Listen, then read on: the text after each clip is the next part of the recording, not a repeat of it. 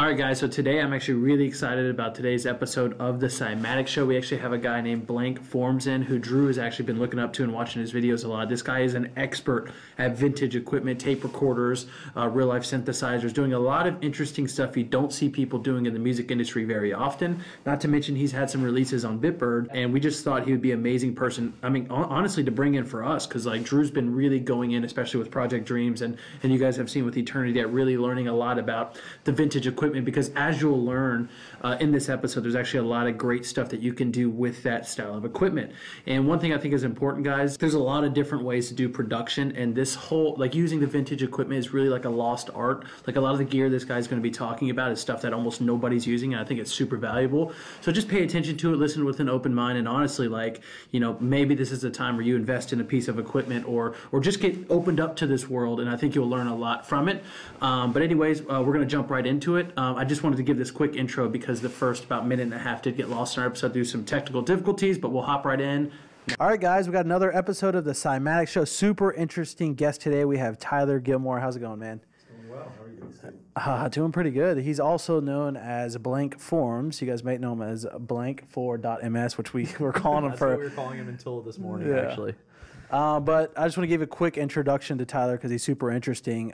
So he's had a release on Bitbird, some very ambient type music, which, by the way, I was blown away. Like, I thought, like, okay, you know, you created awesome content and stuff, and I was expecting to talk about that, plus your deep domain expertise in equipment. But dude, when I heard the music, man, I was like, I had to show Jordan. I was like, Jordan, you got to sit down. He was like, yeah, let me listen to it real quick. I'm like, no, you got to, like, sit down and put these headphones on, you know. It was like that type of thing, but definitely fucking amazing. But yeah, guys, Tyler is an expert with, I would say, like, you know, tape recorders and a bunch of vintage equipment, synths, and a lot of hardware stuff that Drew's actually been doing in his studio. So we thought it'd be awesome to bring him down here to go deep on this stuff and talk about it. And also for me to learn. I'm excited. Yeah, excited to talk about it. That's a secret thing we do. We bring in cool people to learn from and work with and try to share. And that, mutual learning. It's fucking awesome. I'll learn from you guys.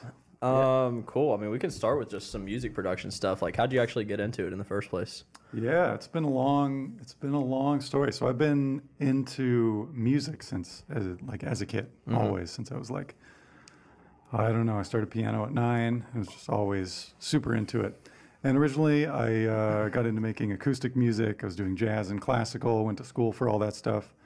All the way till I moved to New York about 7 or 8 years ago. I was doing that, and I was making some electronic music, but it was almost entirely in the box, and it was more on the sort of like combining classical and avant-garde music with live electronics.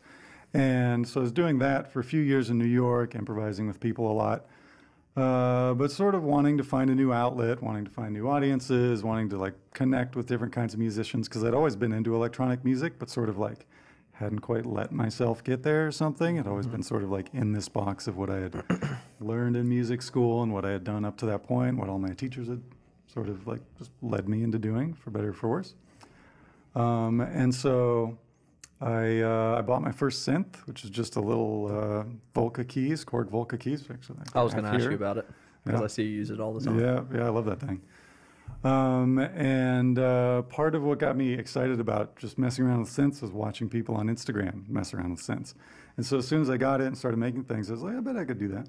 So I started making videos. And as soon as I was making videos, I was getting tons of interesting comments and just engagement with the posts. And it was fun. And it just sort of like turned into a thing. And I kept going and kept trying new gear. And each new thing was like super exciting. And so here we are. It's a rabbit hole, man. For real. It's a money rabbit hole, too. It's an addiction, yeah. It's like interesting because like the second you open up that doorway, you know, Drew even started talking about, I'm thinking in my head, I'm like, man, what other kinds of equipment exist that we haven't, you know what I'm saying? Oh, there's a lot. Played around. There's so much. It goes on, and then the old stuff gets so expensive because there's like not any around, and they're super expensive to service. Even that thing we did with San. So when San Holo came in town, and he was playing with that like Yamaha keyboard. SK1. Yeah, it actually, that whole week we were putting out content and stuff, and it got featured in a lot of little different things, and then the price of it spiked, and because it's an aftermarket product, you know. And we saw like a specific dip up, and we're like, holy crap, we affected like the economy of this. I've seen Heimbach talk about it too with his videos. Certain ones that go off, he'll see that specific piece of gear just shoot up right then. Yeah, I get accused of like raising the price of tape machines fairly often. I mean, what can you do though? And they've like doubled since I started posting with them. So that's funny. As far as tape machines go, what do you think like a very, very beginner should get started with? Yeah, sure.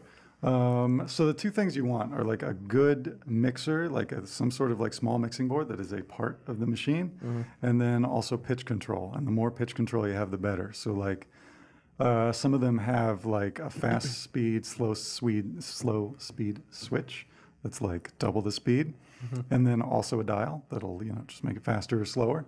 Between those two things, mixer and speed dial, is where kind of all the creativity can come in. So the best ones I've worked with that have that are Tascams, like Tascam 424 or 414. That's what I've been using a lot. Yeah, I saw that. You made good choices. Yeah, I've been researching a ton, especially based on your videos, honestly. But Can you talk about why you like using like a tape recorder so much versus like, let's say, just using a DAW?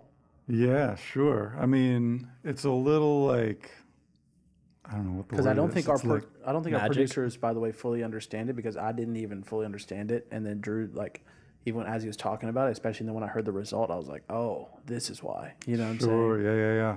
Yeah, I mean, sort of two answers. Like one is just like when I first bought one, my first one was a 414, and I just started like making tape loops and just recording things on there and listening to what the tape was doing to it. I was instantly just like, where have you been all my life? I know, that's how I felt too. Like, so incredible. But my theory on like the technical side of things is that the tape, like, it affects so many things at once. The most important thing it affects is the pitch, because it creates just a little bit of randomness in any pitch, and a little bit that is like, it's almost too subtle to hear, but if you hear it like a bead, like without it, it's like so much life is lost without that just little bit of like pitch warble that's in there. But in addition to all that, you can do so much to add like a ton more pitch warble. So I feel like pitch is the most important thing. And then also there's like a lot of interesting like filtering, like EQ filtering and volume things that are also like slightly randomized by the tape, just depending on like how it's flowing through the spindles or whatever, or if it's like, if the tape's got little folds in it, or if it's an old tape versus a new tape, quality of the tape. There's just so many like unpredictable aspects that are constantly like changing just a little bit, that it gives any signal like more life in that way, I think. And then I think really the key thing is that all those things that it's subtly moving and changing, it's also subtly moving and changing them together. So like if the pitch switches a little bit, it's also filtered slightly different in that moment. And it's also like when the volume moves, the pitch also moves a little bit. And all these things kind of like change a bit together. And I think this is the thing that like, at least with the cassette plugins I've used so far, they haven't quite gotten. They've got everything happening individually. Once you explained that, I saw that on your Instagram, and once you explained that, I started listening for it, and I was like, that's why they don't sound quite the same. It's nothing is connected together. Tell me about it's this. like all separate random effects, and then you're like dialing up a vinyl crackle like as a volume knob, but it's a sample. It's not like embedded into the audio. It's sitting on top of it. It sounds so much different. Yeah, absolutely. Do you think it work together? Do you think it's possible? Because do you think it's possible one day to truly recreate that type of vibe in a software, or is it almost like impossible? I mean, I hope so, or I hope Tascam starts making tape machines again, because we're eventually going to run out of them. They're all going to break down. So I hope somebody can pull it off. Interesting. Microphone. I'm hoping it's us. Yeah. We want to badly, but it's been making me think like lo-fi plugins in general. I just haven't been using them ever since I got this stuff. I'm like, why would I use that? Sure, you're gonna be stocked. You're gonna be stocked up. I go to your house, you just have like Oh, up you to don't the even ceiling. understand. It's already. No, I'm saying you just buy up every single fucking tape, some random tape recorder. You're like, these are gold. I found one for $50 at a thrift store that works yesterday. So I haven't tried recording on it, but it at least plays tapes. So I mean, that's half the battle. So. Man, and part of what the experience I've had with it is working with the tape machines has taught me just like how to mix things and given me ideas to mix in ways that don't like sound exactly like tape. But if I know I just want like just the like EQ portion of it, there are ways you can sort of like, create at least just that. Or like with pitch motion, at this point I use pitch motion on fucking everything I post. It's everywhere. And that has a lot to do with. So what do you do in the DAW now? Because I know you don't just record onto a tape and that's it. Obviously, you do some stuff, right? What exactly is that? It's kind of always different. Like I do like to take a lot of things and like, say I'll like compose like a melody or something, and I'll send that out to a synth via MIDI and record that back into the DAW. And then once I have that like nice pristine digital file of it, I will record that out onto a tape and then back in. And then sometimes I'll like use the tape to affect it in like performative sorts of ways, like just having my hands just subtly on that pitch dial and just moving it a little bit as things like just not so much that like you're really thinking about it, but it can just give it such a vibe to have just like a little bit of pitch motion. Or like in those videos, kind of what you were messing around with in your video where you have a tape loop that's running outside of it and you just kind of touching Just it, barely playing touching with it. Yeah.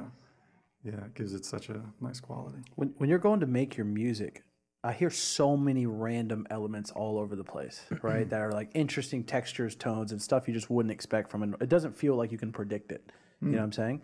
Are you like when you go into making a song? Do you have a certain vision in your head for that, or are you messing around just finding bits of gold and it just goes in whatever direction, just based on your production style? Yeah, sure. A little of both. I do like to plan things out a lot. Like I like to like compose the sort of notes and rhythms first and just have an idea of what that's going to be.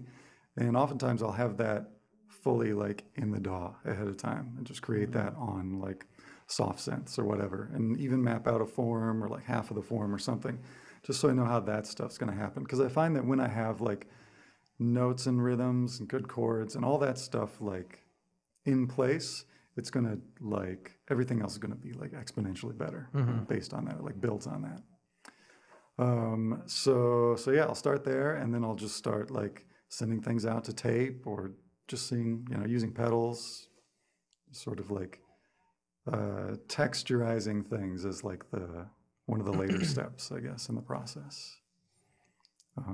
Yeah. So it's interesting that you're hearing like, I don't know. I guess there is like a lot of random stuff. There's a lot of. I think like, that's coming from the tape itself. I mean, it's not Yeah. it's not like your typical music, I would say, at all. Like I don't even think a lot of people could even achieve that kind of sound if they tried, if they don't know this kind of stuff. I mean, they couldn't do it with just a DAW. I don't think. There's no way. It'd be a lot of work. You know for what's sure. funny? I was only planning on like clicking through your songs to just check them out real quick, write some notes for the show, and then I started listening, and I just sat there probably 45 minutes this morning. I'm like, God damn, like these are so amazing. I was blown away. Thanks, man. Yeah, it was definitely some good stuff. That's why I was kind of curious on that. Yeah. No, absolutely. You want to talk about pedals more? And love maybe to. talk about like how you're using them versus what a guitarist would do, because it's a whole different monster, I think. Oh yeah, totally. I mean, I have them. They're just right here. They're instruments. Man, there's so many good things happening with pedals right now. You should just start. You should just start on what you're most excited about right now. With pedals. Yeah, I love a bunch of pedals. There are a few delay pedals that just blow my mind and do beautiful things, and I actually will just grab them. I have them. Yeah, go you grab grab one. some. That's And definitely- I'm getting recommendations right now too. I'm going to spend $2,000 after this podcast is over. We're gonna spend $2,000. We're gonna sneak his bag. He's gonna show up at the airport and be like, "Where'd that bag go?" I think a lot of people. I mean, that's what I thought. I thought guitar pedals. I'm thinking guitar. I wasn't thinking like real life effects. I think a lot of people think. Even he asked if I was a guitarist when he saw all my random pedals, and I was like, "Dude, like a real I pedal had board." never played an instrument in my life." Yeah, you got a nice setup. Man, where to start? So just delays to begin with. Like, there's so many different kinds of delays, and You want to hold one for of the audience. delays up real quick? Yeah, sure. This guy. I don't know what camera. Oh, this is that you right here. that camera. There we go. I mean, like for people who like are wondering, like, what's a delay? It's just like an echo. Basically, it's taking a signal and repeating it over and over. But there's like this huge sort of history of delays from like tape delays when things first started, where it's just like a mono tape that's literally like recording. It's just a tape loop, like what you and I have been doing, running and playing the signal back every time the tape comes back, and it's like recording and playing simultaneously. And then sort of like the beginnings of digital, or I guess like chip-based delays. I honestly don't know that much about how it all works. But some of the first kinds of delays that came around were called bucket brigade delays, which I also have no idea what that means, but they sound glorious, so I just go with it. And so this one, I actually don't know what the exact kind of like chip or whatever is in this guy, but it has that kind of vibe, that like old school, either early digital or like just before that sort of a vibe. This is the Echo Dream by Death by Audio. And it has like kind of, it takes the signal and gives it kind of like a super nice, like bit crushy, kind of like saturated, but also like kind of digitized and noisy quality. And then also has an LFO that like takes the pitch and just like kind of moves it gently.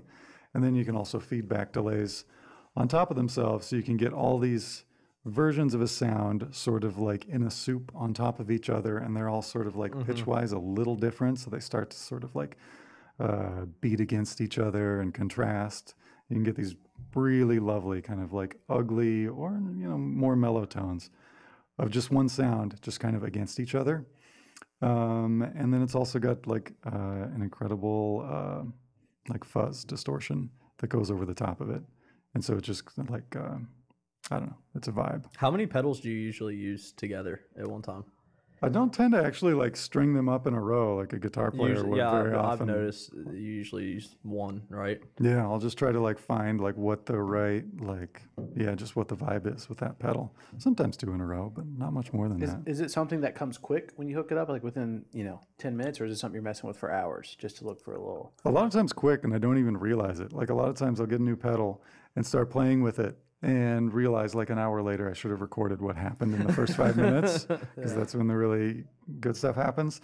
And it's all about, at least for me, like not thinking about what it says on the pedal and what all the things do and what the manual says. Like the manual can be helpful sometimes, but a lot of times when I just let my mind like fully wander is when like I find the good shit. I feel like the fact that there is such limited amount of knobs on pedals actually leads it to being more useful than like a plugin with 5,000 knobs in it. You know what I mean? Absolutely. Because you're like playing with the important stuff and not a bunch of random stuff. Yeah, you're not getting distracted. It's like the limitations like open up the creativity. I've heard Flume talk about where when he got all of his software and all of his shit deleted off his computer is when he got way better all of a sudden, because he had to use like limited stuff because he didn't want to re-download everything. Oh, and he said he got so much better. That's when he, I think, learned all that weird Ableton warping stuff he does. And I think in general, humans try to overcomplicate shit. Yeah.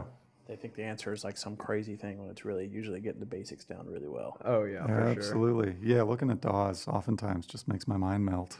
Like, and I'll have buddies come over and bring over like all the plugins they have that they think I should try and put them all on a drive, and I'm just a little bit like, oh my god. That's funny. I don't know how. I've been getting kind of burnt on using computers. I've been like, I don't want to touch computers. I just want to touch gear right now, just because it's so much fun.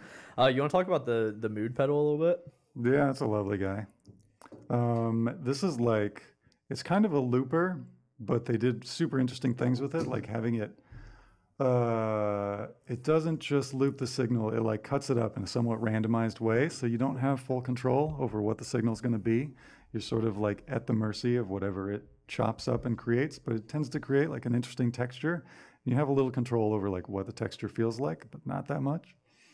And then on the other side of it is like a delay and a reverb that you can then pass the loop over to the delay or reverb, and then you can even pass that back, and you can get things sort of like talking to each other back and forth between the two. That sounds awesome. And their other pedal that I have, Warp Vinyl, is incredible too. That one sounds so good for like that random. How much do these run you? Well, because I know somebody's thinking about buying them right this second. yeah. That one's expensive, I'm sure.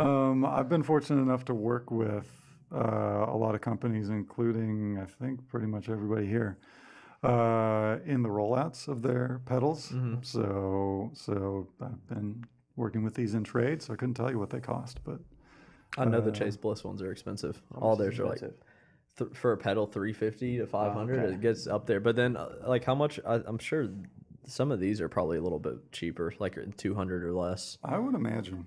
I mean, when you're buying plugins, like it's not much more expensive to just buy a pedal. If it might be cheaper sometimes, to be honest, and you get cooler results, and it's more fun.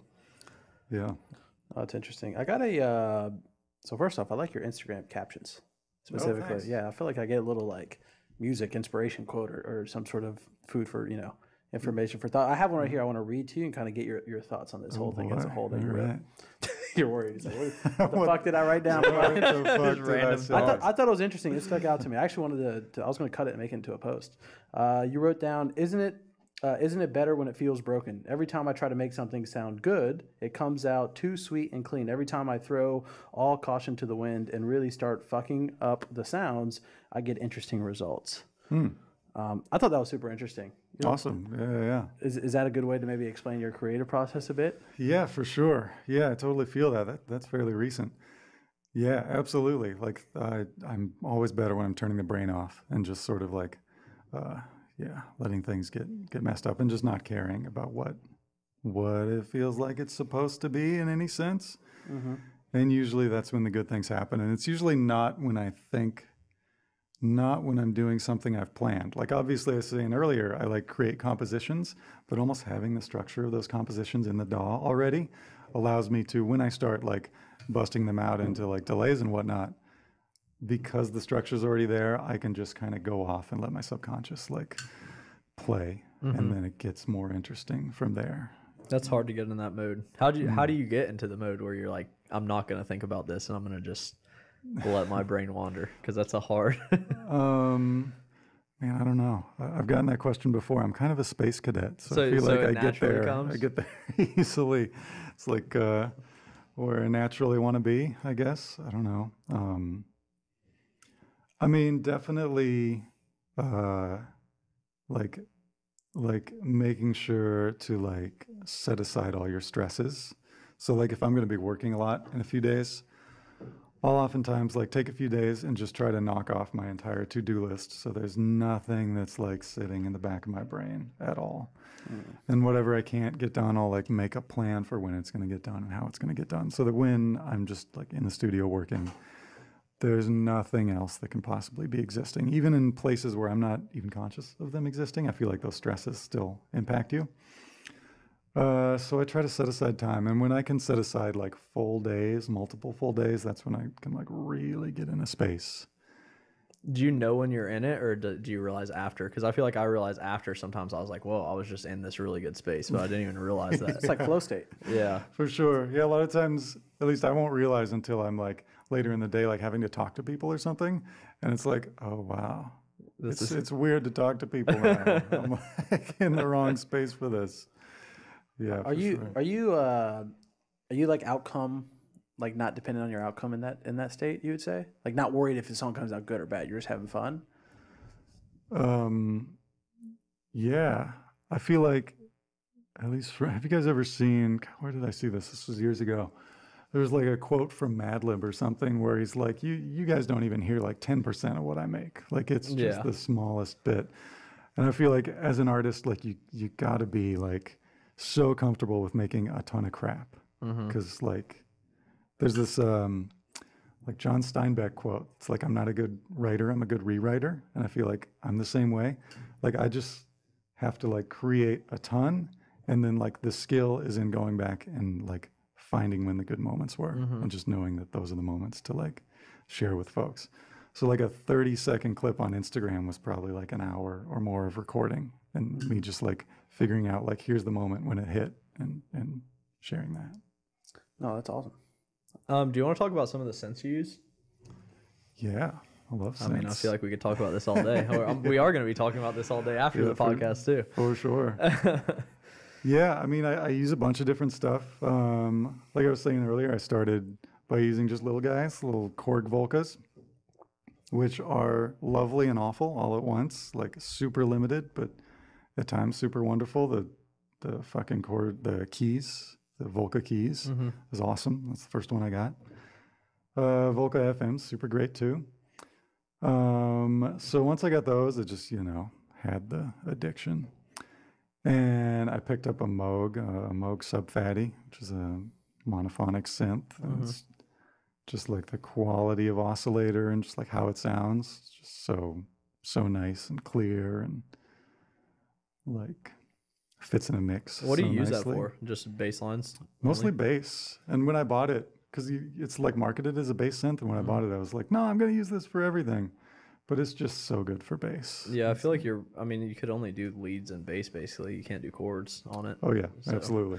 You're kind of limited in that in the first place. Yeah, you can get into interesting like textural and noisy sorts of things, especially if you're using like a like complex sequencer stuff or a modular synth with it. You could probably do some really interesting like arpeggiated textural sort of things.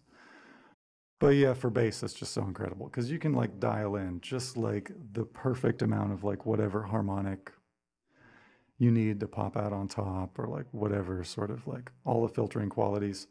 Because a lot of times I'll track bass later and I'll like have a lot of things built out in the track, and being able to find out like what is like the exact right bass sound for this track and make it just like fit in and be clear but not overpowering and all that. In a DAW, it would take me forever, and I would like never quite get there. But with that thing, I can just like zero in on this panel of like, I don't know, like 12 knobs. They're basically like 12 ways to change the tone. And usually within an hour of working with that thing, I've got something that's like feeling just right. That's what I was talking about with being limited with like small amounts of stuff. Because like you sit there with Serum, you could tweak like 5,000 settings all day and never get to the sound you want. But with that, you're just a few settings and you got it. What about like pad synths besides the vocal key? Oh yeah, sure. I have a Prophet 6, which is like an incredible polyphonic synthesizer. I mean, there's so many polysynths now, but Prophet 6 is like a lovely one. And it's just, it's great. It's got 6 voices, all analog. It's got some digital effects on there and some things you can do. But it's really pretty basic, like square wave, saw wave, just sort of like your standard synthesizer stuff. And it's based on the original one they were like famous for, which is the Prophet 5 from the 70s, which is it was like one of the first polyphonic synthesizers to like really blow up. And it's all just the basic stuff, but it's the basic stuff done well. And it sounds incredible. Have you tried an OP1?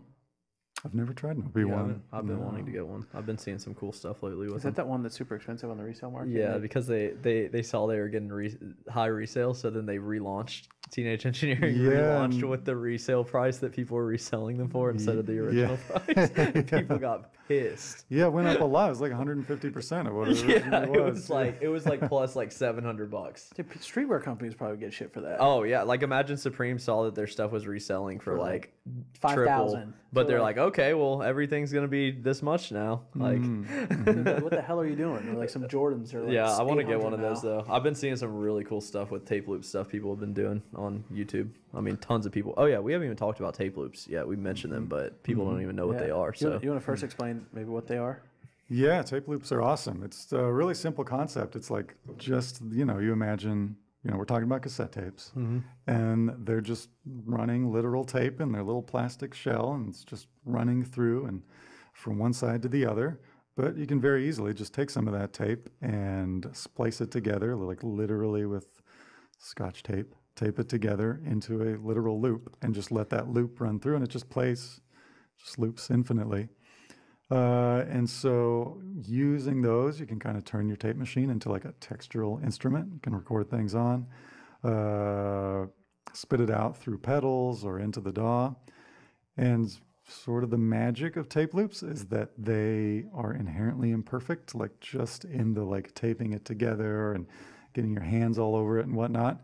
Kind of fucks up the tape, and what you have done to the tape like sort of like makes it this like unique document. Whatever you put on it is going to be like colored by the history of that tape, what you just did to that tape. And so you end up with like the things you put on that instantly become like their own. They have their own signature, and so then using that in projects and whatnot is beautiful. What's your favorite way to fuck up a tape? Oh man, I mean. Great question. Sometimes I just like literally just crumple them up in my hands, and it just like gets all foldy, and it's just like you get more dropouts. And I mean, I'll play you later. We can make some videos showing some of this. It does nice things. Yeah, I don't know. Otherwise, like stuff in the videos, letting it run outside of the tape and back in. And there's a bunch of folks that are doing this. Like there's a guy named Amulets, who does this kind of stuff really well also. all sorts of like running tapes out. Yeah, and back Heinbach in. does it too. He Yep, for does all sure. kinds of weird stuff. And For then sure. destruction where you like run the tape against like a knife or something where it Oh, slowly yeah, I saw peels that off, video. but it sounds really good. Like over time, it's slowly destroying your signal until it goes into Yeah, nothing. have you ever heard of the disintegration loops? Yeah, that's what all that stuff is based on. It's so cool. Yeah, for sure. William Basinski, just incredible. And by the way, ambient for piece. those of you guys who haven't ever seen this, it's probably hard to visualize. I mean, literally imagine a cassette tape, and the tape is literally running out and around like a pole or anything in your room, and then coming back. So it's like fucking up along the way. It's the most bizarre thing to actually look at. Yeah, it's a very low. I bought some magnets too. Oh, have you ever tried that? No, I was I've thought just, about that. Just try to like just touch it for a second, not like just destroy it, obviously, but maybe in a couple spots, like just seeing if it does something. I was gonna try that I out. bet it would. I have a tape head demagnetizer, which is meant to like sort of like fix them, sort of like update it every once in a while. And I think doing that with the tape also would be super interesting. I'm just trying everything. It's so much fun. I'm just gonna sit in my room for the rest of my life and destroy tapes, I guess now. I'm sure you can relate. Yeah, yeah, they're awesome. We could talk about more synth stuff because I mean it's a wild world. I mean I'm trying to get more advice on synth, so Yeah, what have you been using? no, I don't have like any right now, so I'm trying to get started. I was definitely gonna get a vocal key and the Prophet 6 that you mentioned. I'm trying to get stuff for pad stuff, more ambient stuff, especially. Dude, his pads are fucking wild, man. I was listening to a lot of his those. pads are so good. I listened to one of your Instagram loops, I swear, for 5 minutes. I was like, listening. I'm like, oh my God. Yeah, I try to make them so people can just let them play. Yeah, I like that your YouTube tutorials are like that too, because there's so many YouTube guys that are like, they're like, okay, here's how you do it, and then they play it, and it's like just some shitty song, you know what I mean? Like whatever they threw together for that video, but your stuff is actually good. You know what I would even tell people? I would even tell them to put on their headphones because it's not the same. Yeah. You're listening out on just your phone when you're scrolling down versus because I had my noise canceller and like I said, I was like, whoa, feeling the full effects of it. Yeah, people comment on that sometimes. I mix them for like the full It's spectrum. weird. For It's sure. weird to think about how much work goes into content that's just getting seen on a tiny screen. Some guy shitting. Yeah, like so much work goes into this content. It's just like, you want to talk about your video process actually? Yeah, sure. Like how do you set up first of all, like for those overhead shots? Because I know some people struggle with getting just a good shot so they can do their thing, you know? Yeah, I need to get a better setup like this. Actually, these guys are great. I'm using a DSLR camera, Canon Rebel T5i for those who care, and it's literally on a mic stand, like a boom mic stand, just like has a joint in it and a little extension. And I don't have a super wide angle lens, so I actually have to set it up pretty high above the table. And so it's just that camera facing down, and then all the audio I go in straight into the DAW. So I'm not going into the camera itself because the analog to digital on the camera, like I compared the two, and it's just not nearly as good. It was losing a lot of quality. So I go in through an Apogee interface and then into live. That's And awesome, basically man. the setup. Have you made some interesting connections just because your type of content? Because I expect you to attract a lot of I would say even higher level people. I mean, even Son, I always see commenting on your stuff just because he's into that stuff, you know? Yeah, for sure. I mean, he and I connected through Instagram. I mean, I've met a bunch of folks in musical worlds that I had never traversed before, like hip hop world, pop music. I've had a bunch of people reach out. I've sent out music to tons of people for their projects. Nothing that's like slated yet, so I can't like necessarily say names and whatnot. But like some things that would be super fun and exciting if they come out. But man, I've connected with so many, also like producers, just like people like me who are just like, you know, wanting to make content and wanting to make albums. Instagram's crazy. It's so good. It's We've great. met so many. I mean, you're here. You know, we're talking. Every guest comes from Instagram. Yeah, DM. probably every single one, actually. Way better than email. Way better. Email's too Yeah. much back and forth. I just don't answer 'em, man. I hate to say it. If you email me, there's a low chance you get an answer straight up because there's so many coming if there's through. too many words, Yeah, I you get fall a very behind. fast skim. You're That's good. a quick tip. Everybody needs to shorten their fucking emails. I get like, for example, people asking for jobs that will send like 50 paragraphs. I'm like, dude, I don't have time to read this. If you send like, yo, I got this experience and this, love to work for you, then you know what I mean? Yeah, you got to make it easy. Yeah. I'm sure you guys get this too. I get a ton of Instagram messages, and like I want to respond to all of them. Like I want to connect with all these people, But when people send me questions that are super difficult, or like I know it's like just like a 5-paragraph question, and I don't have the 10 minutes to dictate this into DMs right now, I mean to respond, but it's just sometimes it just never happens. Is such a short attention span type of thing. Me and Drew talk about that. Like people are like barely even like conscious when they're scrolling through Instagram sometimes. Yeah, definitely. Because it's kind of like tough to be, you know. Wait till you see that list. I can't wait to show you that actually later. That list is like, you're going to be like, who are these people that follow me, you know? Yeah, sure. No, that's going to be fascinating. Like you feel like you know based on who reaches out, but like we were talking about earlier, there's so many lurkers. So many lurkers. I'm a lurker, you know, on a lot of people. Too. You want to talk about microphones? Do you use any special microphones for like recording or anything like that? Just kind of change the subject there. But. Yeah, no. I just didn't hear you. I actually don't use microphones much at all. Like I have some old ones I bought off Craigslist like a decade ago, but they're not special, honestly. Like I used to do like all my piano recording with a SM57, and now I have a couple like old dynamic microphones that sound okay, but they're not fancy. But I'm also playing on like just a spin-it piano. It's like out of tune. Are you using piano for your stuff? Like acoustic piano? Yeah, like do you actually record it and then run it into tape and stuff? I haven't seen any of that stuff from you, so I definitely want to see totally. that. No, I mean you would have heard it on half of you. I did. Like a lot of that piano run in the background. Yeah, a lot of that record is pure piano, and the record I made before that, which is called Works for Tape and Piano, is literally just those two things. Oh, that's cool. What'd you use for those big chords that just run through that whole song? That's Prophet 6. Prophet 6 and another delay, or not delay pedal, reverb pedal called the Ventress, which I love. I don't have it here, but it's lovely. But yeah, Prophet 6 can sound. Yeah, I'm going to have to get one. How much are those? I got mine used and it was $1,500, and it's the like the desktop version. It's not the full keyboard. Yeah. So I think the full keyboard's more. Do you know some gear that's like, for listeners listening, like affordable ways to start getting involved with some of the analog gear? Is there anything you'd recommend that's potentially even under $100 that you say is a good buy? Man, under 100 is tough, to be quite honest. Like the Volca keys is awesome, and you can get those for probably used like 120 or something. And that's a great way to start messing around with analog synths, and it sounds, nice and trashy and lo-fi in all the ways you would want it to. Tape machines are more difficult. Like I kind of don't recommend people start off with like the really basic ones that are like, I don't know, just like have level and panning and that's it, and just the 4 tracks, because there's really not that much you can do. Or even sometimes people buy like just like stereo tape machines, and there's really nothing you can do. So you kind of got to start with, like I was saying earlier, with like the mixing board and the pitch control, and then you're looking at like $300 to $400, which for what you get, it's still a steal, even though you'll hear that the prices are going up.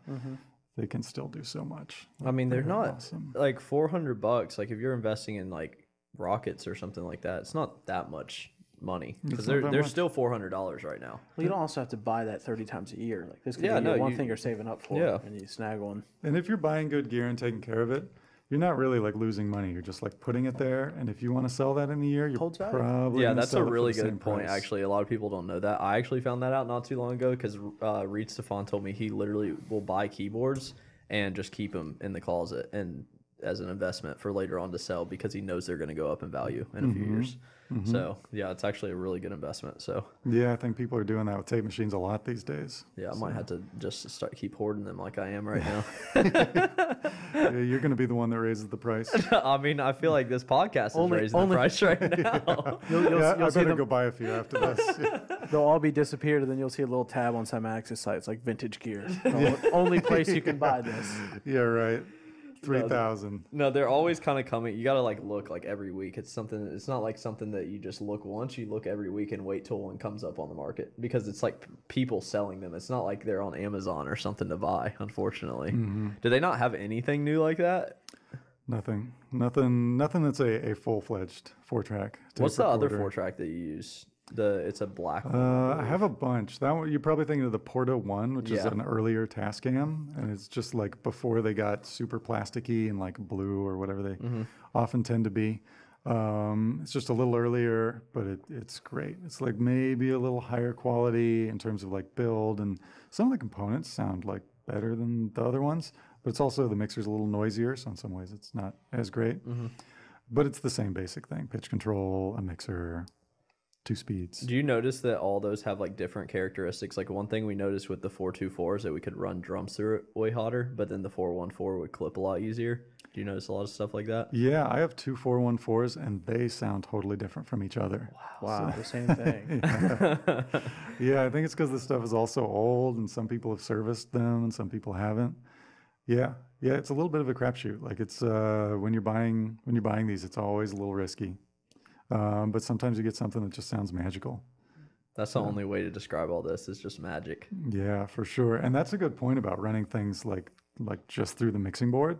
I do that all the time with all my tape machines. Like they're basically incredible saturation and distortion devices, especially when you get like a pad going, like you were saying, and then some bass in there, and the way the bass sort of like modulates everything and just makes it all wobble because it's. Are you saying like just running it straight through like external audio and then straight back into Ableton?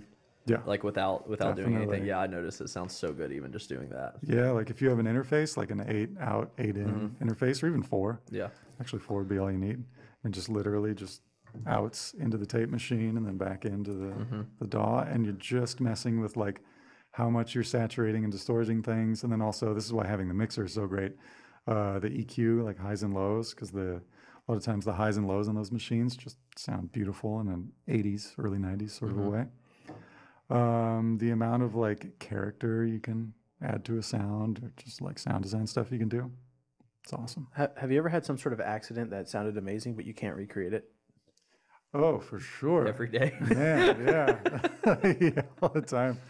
Yeah, well, I can't think of like an example right off the top of my head, but like that happens with the tapes all the time. Like you'll record something, especially with tape loops, because you don't have control over how long they are and when it's going to like restart and whatnot. So it's almost always a little bit like you record it, you play it back. It's like, well, that's not quite what I played, but it's better. Yeah. So I'm going to go with it. Yeah. I have a question for you right here, actually. One second.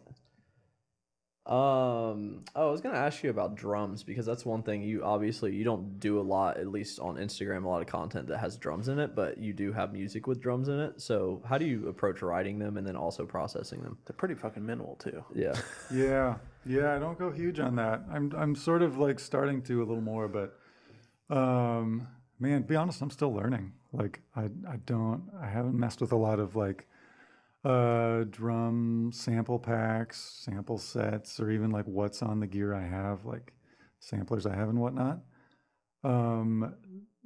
At the moment, I'm really into just using noise, like tape noise, other kinds of noise, and just make that like the sound source for every like percussive element. Like, you know how this might be getting super into like the synthesis weeds. So I bet you guys do this on some I do plugins and whatnot. Yeah. Like taking just like a white noise sound source, so like tape noise. I'll just like record tape noise and have it fairly like loud, like saturated, compressed. So you're really getting like all of the frequency spectrum. Take that and put it through a filter, and then have that filter, the resonance pretty far up, and have like a filter envelope on it, so it's moving fast. This is sort of like how you create a kick. This is like how like the old synthesized kicks, like on an 808 or whatever, were created. It's like noise into a filter, or sometimes synth sound into a filter. So like using a good filter to like create those percussion sounds out of tape noise and whatnot, or you can like very easily like just like open up like turn the volume up quickly and then back down quickly, an envelope, basic envelope stuff on like high pitch noise to create kind of like hi-hat sorts of sounds or cymbal-y sorts of sounds. Yeah, I get super inspired by like having the idea of the whole sound source of a piece being based on tape, or being based on something that is like intrinsically involved in the song itself. Do you ever separate that from the main session, or do you when you make these drums, are you sitting there doing that in your creative process, or are you separating that, making drums and then using them later? Oh, that's interesting. I don't drop a lot of loops into things, like pre-made loops, but I do like Even like the one shots. I mean, like, yeah, for sure that. Like Okay. I've made like a whole slew of like tape noise based one shots. There might be a sample pack coming someday in the not distant future. and loaded them up on the Digitact, which is the sampler I use. And I have some of them in Ableton as well. But I do most of my drum stuff on the hardware device. Are you actually playing them out like with your? Okay, yeah, I write everything in with MIDI or just dragging audio files in. So Yeah, totally. super opposite. I got a question. Why do you think it is that when you're running this stuff through this analog equipment, that when you listen to the music, it gives you so much more feeling, even though it's the same? I mean, they're close to the same melodies. I mean, obviously, but why is it that running it through the analog equipment creates that feeling in the music? Have you ever thought about that? Yeah, totally. Yeah, all the time. Man, I think the ear is like super smart and works super fast, like way faster than our eyes. And the ear can like hear any moment there's like even two of the smallest waveforms, if they repeat in a way that is like exactly the same or close to exactly the same, I think the ear like hears it, it perceives it as unnatural. And for certain things, when you put them through analog gear, like distortion and like all the tape stuff we're talking about, there's like a degree to which like what that does to the sound is like infinitely complex in a way that no computer at this point can quite process at a fast enough speed, even with the like super good, super fast plugins. For me, at least, the distortion is just not the same because it can't get to that level of like literally like electrons moving to make the sound, you know? So yeah, that like just imparts such a like complexity that's like hard to recreate. That's why I was mentioning the other thing about software. Like, do you really think it's possible? Because essentially, you need a life engine to really do what Almost AI. almost AI engine. AI Yeah, like- lo-fi plugin. What's that computing I shouldn't have platform said that. That's a that good idea. was like quantum computing or something that people are building? Like maybe when that comes around, they'll be able to recreate True. distortion. We got to plug in with like, look, we literally had to develop an AI artificial algorithm. intelligent environment where beings live, and that tape recorder lives there. You got to like buy a new computer to use your plugin. We have a supercomputer. What are we at on time right now?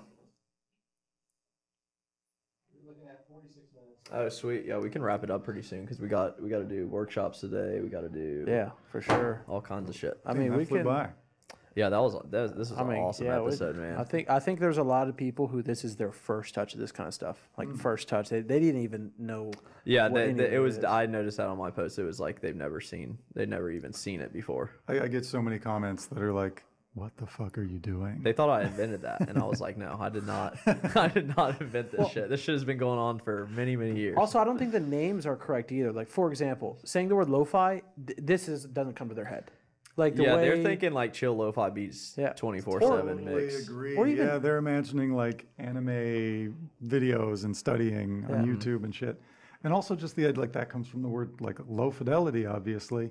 And like I feel like the tape stuff and like everything we're talking about is not low fidelity. It's actually like much higher fidelity. It's like creating so much more action and like an interesting way to texturing look at into the sounds that it's actually like really expanding what's happening there. It's not simplifying. Dude, I noticed that with the new pack because I mean, obviously, you know, we've had tons of different packs and stuff, but the way the Eternity came out using this, it was like so The much. drums just sound so much. The drums, warmer. especially, were so crisp and like so much feeling instantly. You know, it sounded like an old record. It or like something. takes out all the stuff you don't like sometimes too. That's what I've noticed. It takes away these bad frequencies. It's almost like they're not allowed to exist in the tape machine. Yeah, or for something. sure.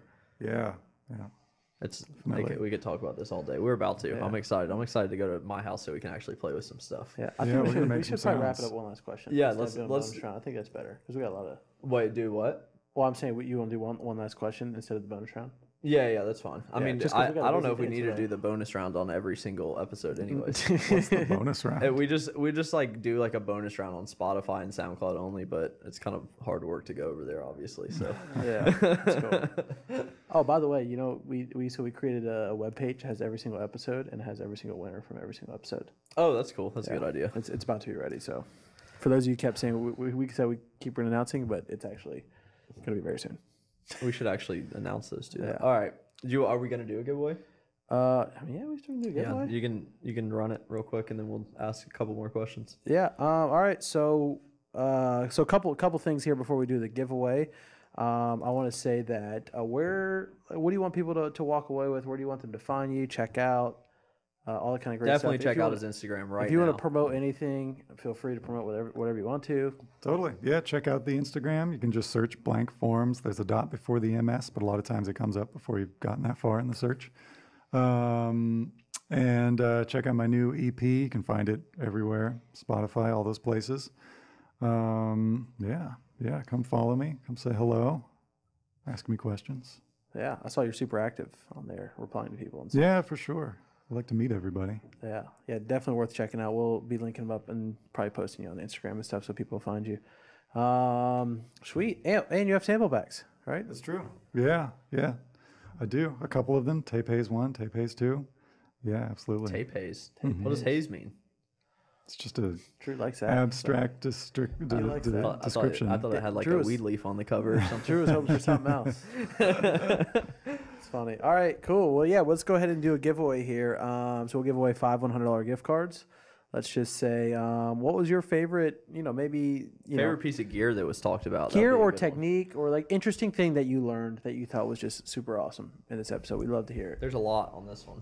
Yeah, cool. Well, guys, Tyler Okay. Gibson. We'll do one more. No, we're gonna Blank. do one more question real quick. Oh, one more question? Yeah. We didn't talk about this. So you have a live set, do you? I do. I want to hear about that a little bit and what you do exactly. Oh, sure. I know it's not just some CDJs.